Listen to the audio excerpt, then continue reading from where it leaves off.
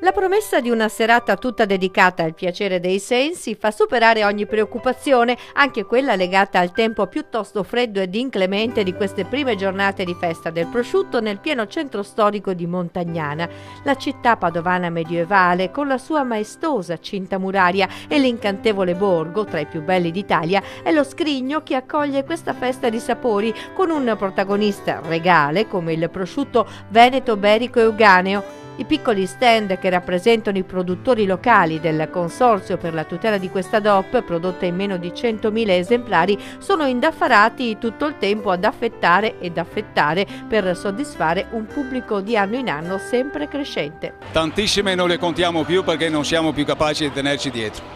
Il modo migliore per degustarlo ed apprezzarne tutte le sfumature del gusto è proprio così, appena affettato nella sua purezza. Questo prosciutto è il principe del nostro territorio montagnanese, prima cosa, di un sapore dolce, profumato, un colore rosso rosato, deve sciogliersi in bocca, e prima cosa, o meno non ultima cosa, mangiarlo con il suo grasso, che è molto importante, che dà tutto l'aroma e il suo profumo sta tutto tra il grasso e la carne, logicamente. Festa è però l'occasione per gemellaggi del gusto sempre originali. Quest'anno la novità è il risotto con gli asparagi locali e il riso mantovano, mentre il matrimonio di più lunga durata è quello con il tortellino di Valeggio sul Mincio, noto con il romantico nome di Nodo d'amore. Non solo un matrimonio, ma è un matrimonio che funziona, siamo gli uni innamorati degli altri,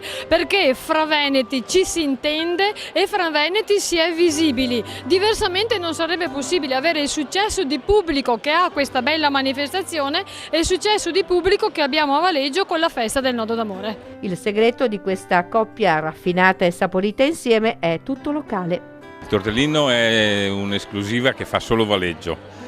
Il tortellino viene fatto esclusivamente a mano, un tortellino si chiama Nodo d'amore perché quando lo si degusta ci si innamora. Una sfoglia di 0,3 mm che racchiude il meglio della pedemontana e della pianura, un po' di carne avicola, un po' di carne bovina, un po' di costine di maiale, ma senza nessun altro ingrediente ad adulterarne la delicatezza del gusto. Sia il prosciutto veneto berico euganeo che il tortellino Nodo d'amore di Valeggio sul Mincio hanno fatto tappa in questi giorni anche a Milano per l'Expo, dove sono stati entrambi, neanche a dirlo, molto apprezzati. Noi siamo speciali, bisogna trovare il modo di dirlo e di farlo conoscere. Expo è la nostra grande occasione. Un mercato che non conosce crisi, quello dei prodotti di eccellenza, ricercati anche perché spesso prodotti in quantità insufficiente a soddisfare tutte le esigenze di un mercato che fa della qualità e dell'eccellenza il suo punto di forza, senza contare che questi prodotti, grazie ai rigorosi disciplinari e al controllo della qualità, fanno bene anche alla salute. Dal punto di vista della salute è adatto per tutte le diete.